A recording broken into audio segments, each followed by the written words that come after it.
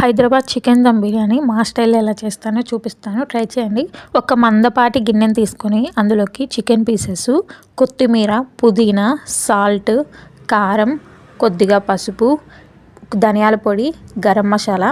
గరం మసాలా అంటే బయట అమ్మేది కాదండి, ఇది చెక్క, లవంగాలు, యాలకులు 3 సమానంగా తీసుకొని అవి మిక్సీ పట్టి వేసుకున్న పొడిని కొద్దిగా వేసుకోవాలి. దాని తర్వాత అల్లం వెల్లుల్లి పేస్ట్, పచ్చిమిర్చి పేస్ట్, కొద్దిగా ఆయిల్ వేసి ఫస్ట్ వీటన్నిటిని బాగా చికెన్ ముక్కకు పట్టే విధంగా బాగా కలుపుకోవాలి. ఇలా వీటన్నిటిని బాగా కలుపుకున్న తర్వాత ఇప్పుడు ఇందులోకి కొద్దిగా లెమను అలాగే పెరుగు వేసేసి వీటిని కూడా బాగా కలుపుకోవాలి. మనం తీసుకునే చికెన్ క్వాంటిటీ, రైస్ క్వాంటిటీని బట్టి మనం ఈ మసాలాలన్నీ ఎక్కువగా యాడ్ చేసేసుకోవాలి.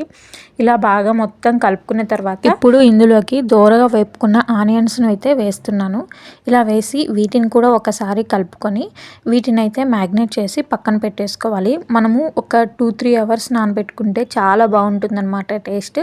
వీటిని అయితే ఒక 3 అవర్స్ పాటు పక్కన పెట్టేసేయండి.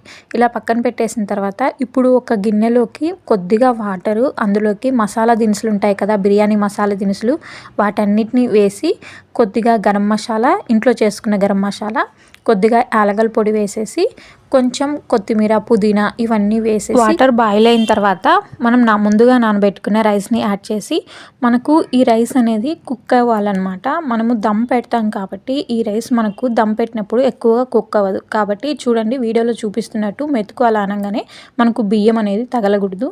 ఇలా ఒక లేయర్ వేసేసుకోవాలి.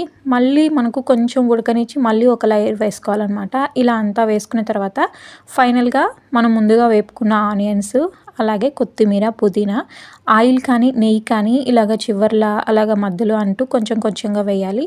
తర్వాత కొద్దిగా గరం మసాలా, కొంచెం యాలకల పొడి వేసేసి కొంచెం ఫుడ్ కలర్ అండి, ఇది ఆప్షనల్ మాటకే, వేసుకుంటే వేసుకోవచ్చు లేదా స్కిప్ చేసేయండి. నేనైతే ఆరెంజ్ ఫుడ్ కలర్ని అయితే యూజ్ చేస్తున్నాను. ఇలాగ వేసేసి ఒక 45 నిమిషాల వరకు మనం దీన్ని దమ్ పెట్టేసేయాలన్నమాట. మనం దమ్ పెట్టినప్పుడు మనకు అందులో నుంచి వచ్చే ఆవిరి బయటికి పోకుండా మీ దగ్గర గోధుమ పిండి కానీ లేదా ఏదైనా ఒక క్లాత్ ఉంటుంది కదా, కాటన్ క్లాత్, అలా పెట్టేసి దమ్ పెట్టేసేయండి. 45 మినిట్స్ అయితే తప్పకుండా పెట్టాలి దమ్. ఇంకా అంతేనండి, మనకైతే హైదరాబాద్ స్టైల్లో, మా స్టైల్లో మనకి చికెన్ దమ్ బిర్యానీ అయితే రెడీ అయిపోయింది.